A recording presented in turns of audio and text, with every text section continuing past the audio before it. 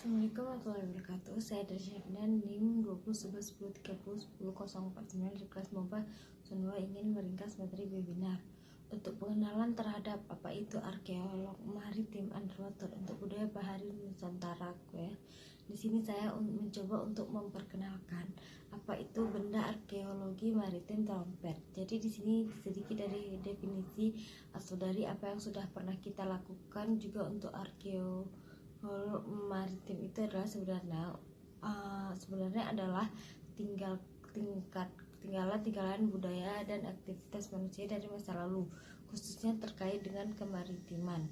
Nah, salah satunya itu adalah kapal karam kuno, mercusuar kuno itu yang di pesisir, dan juga mungkin sisa-sisa pemukiman kuno yang mungkin karena akibat gempa atau perubahan sehingga saat ini sudah berada di bawah permukaan laut.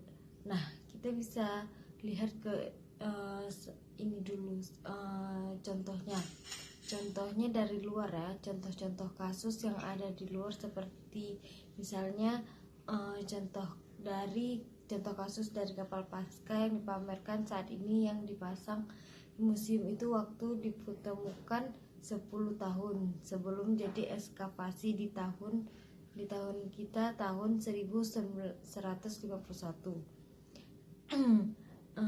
Nah, itu setelah dilakukan riset-riset yang terkait dengan arkeologi maritim mulai dari menggunakan dengan mempergunakan, tapi pada saat itu mungkin belum ada alat, hanya driving alatnya, rekonstruksi 10 tahun kemudian setelah teknologi berkembang, bukanlah pengangkatan ekskavasi badan kapalnya, diangkat sekitar mungkin 61 sudah mulai menjadi suara satu ikon untuk wisata bahari itu. Saat itu sekalian dimanfaatkan untuk rekonstruksi budaya-budaya. Ini yang kita bisa lihat adalah salah satu jenis bentuk dari kapal dari Skandinavia seperti ini. Nah, kita lihat bagaimana di Indonesia, begitu juga dengan kalau yang di pesisirnya sendiri. Contohnya, walaupun ini bukan tinggal ke bawah lautnya, tapi ini data-data seperti yang di pesisir seperti mercusuar kuno. Itu adalah semuanya adalah data pendukung untuk kita melakukan rekonstruksi sejarah dari situs-situs yang kita temukan di bawah laut tersebut.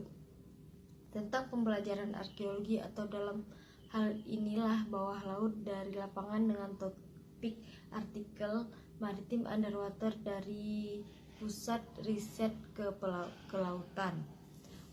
Kalau untuk apa yang namanya pengelolaan, berarti ya pengelolaan dari situs bawah laut saat ini